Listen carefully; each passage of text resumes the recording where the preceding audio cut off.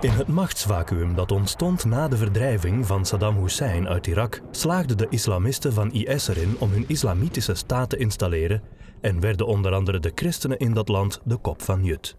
3 jaar lang werden hun kerken en huizen vernield en stierven velen onder hen een gruwelijke dood. Maar waar staan ze nu, ruim 7 jaar nadat IS er verdreven werd? Hoe is het leven vandaag voor christenen in Irak? En hoe verloopt de wederopbouw? Mgr Mutsaerts in een gesprek met Mgr Warda, aartsbisschop van Erbil.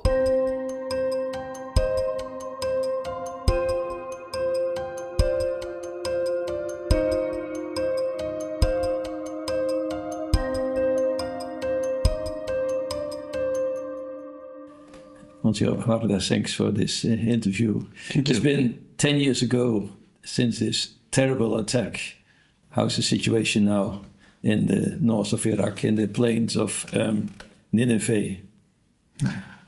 Actually, the 9 villages in the plain of Nineveh started recovering. There was a massive campaign of renovating and rebuilding the damaged houses, especially those who are partial damaged houses. We thank God that 9,000 families were able to go back again to these villages. Having the people inside these villages was really a priority for the church. People start coming back, and small business is coming back. Most of the populations depends on civil departments working as teachers, professors, different occupations. So yes, it's been quiet, but some challenges like livelihood programs, jobs is one of the big obstacles that we are facing there. Okay. Because the Christians is a very small minority in a nearly 100% Muslim country. How are they getting along, Muslims and Christians, just in general, in your area, your diocese? We have a dialogue of life with Islam for 1,400 years. Yeah. It's a long history, ups and downs. I mean, these were time. Most of the time, we have learned how to really live with Islam and dialogue on a daily basis with Islam. Most of the area that we are talking about would be Christian villages or Christian cities. If it's big, we still have some families, a good number of families in Baghdad, in the big city of Baghdad, scattered here and there in different parishes, as well as in Basra, few families in Mosul and Duhok. But otherwise, when you want to visit Christian communities, they would direct you immediately to Christian villages, or what we call the big Christian gathering in Middle East would be Ankawa, where we live. Okay. When the families returned to their houses, lots of houses were destroyed and churches. How did they build everything up? How could you help them? How could other people help them? And did other people help them worldwide? Well, when the first wave of families went back, the churches, as we have formed what we call a bishop or episcopal committee to care for the IDPs during the time of ISIS, there was another bishop committee which took responsibility of taking care of rebuilding, renovating the partial damaged houses. So they went village by village, street by street, to renovate those who are partially damaged. And the Aid to the Church in Need was one of the first, Catholic humanitarian group that went in to help in that process, and they put a lot of money through the good and generous work of the benefactors. And Knights of Columbus also contributed some $3 million also to rebuild Karamles. Hungary helped. The government of Hungary also put more than $3 million to renovate Luskov. So what's a collective efforts where we, as a church, we took responsibility for that. We did not wait for international communities, UN or etc. No, we did not wait, because we wanted the families to go back soon Yes. to the empty villages. Otherwise, we were really afraid that it would be occupied by other IDPs who does not have houses. The Holy Father, Pope Francis, he visited Iraq in 21, eh? Yes. That must be a sign of hope, I guess.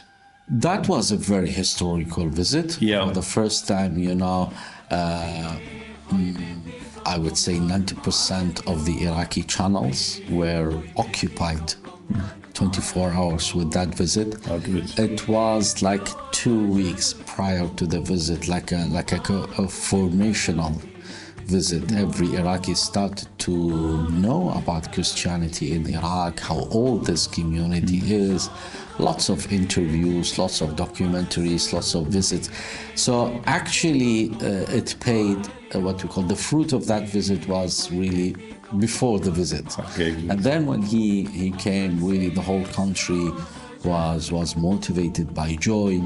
I would say for the first time in 40, probably 50 years, the images that were sent to the world from Iraq was one of the joy and the hospitality.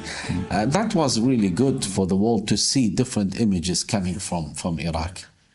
Because the Christian community has been there since the first century. It's very old, eh? The end, we have 4 traditions coming on that issue, but all of these 4 traditions stress the point that Christianity was there by the end of the first century, because there were Jewish communities scattered in Mesopotamia, so the first gospel went to them. About 20 years ago, it were about over 1 million, I guess, and now it's back to maybe 100,000. In 2003 we were around 1 million Christians. Today we say less than 250,000, but the number is less than. Okay. So it's unfortunate on this. What will the future look like when it comes to numbers or a strong community? Or, well, we can't look into the future, but maybe you see some tendencies. Personally speaking, my experience is not about the number always, because we were never as majority in any age. We were always a small flock. So the message of our Lord is always true. Do not be afraid of little flock. I'm really always working with other bishops and priests and all the religious people and the community is how to be influential within the community that we live in. Okay. That's why, for example, we really encourage churches and Christians to open schools, for example. So we have 17 schools belong to churches, dioceses, religious orders. Even a university, yeah? And a Catholic university, 3 hospitals. These centers is quite important to spread the message of the gospel, and it allow people to know us more and more face to face. This way of encountering Christianity and Christ through the testimony of the teachers, doctors, nurses, students, whoever is in these centers. Okay. The atrocities 10 years ago, they were so unbelievable. Well, terrible, devastating. People must be traumatized. Are they getting over it? Forgiveness is a major thing, of course, in our religion. Yeah, but that's difficult, eh? My experience with my people that were really affected by ISIS, that none of us really had the time to think about the trauma, but because every one of us wanted to do something, how we really, it's overcoming this by really being people of resurrection, people of hope. Yes, we think sadly and unfortunately these events happen in the history of Iraqi people as well, and everyone regret that, but still something we have learned from it, how to be like these were events, chances, opportunities really to grow, to think about the faith more strongly, to think, I mean, always why they attack us? Because we are Christian. Yeah. And why we hold a treasure in that. So, it was and it will stay a painful and a difficult situation throughout the history. But our hope is that Iraqis would learn the lesson. Yeah. And when the attack was there, people fled to Europe. The people fled to Erbil. And some are staying in Erbil, I understand. They don't go back, do they? Yes, we have around 1,000 families of who originally were from Mosul city, and some of them from the Nineveh Plain villages. They've established themselves already in Erbil. They have work to do now. They have jobs, business, a small business already, and they are settled quite settled in Erbil, which is in itself benefit because we always there is a fear inside us as a bishops and priests of leaving the country, people leaving the country, while when we see them around and the children and the young people still in that part of the world, it give us hope.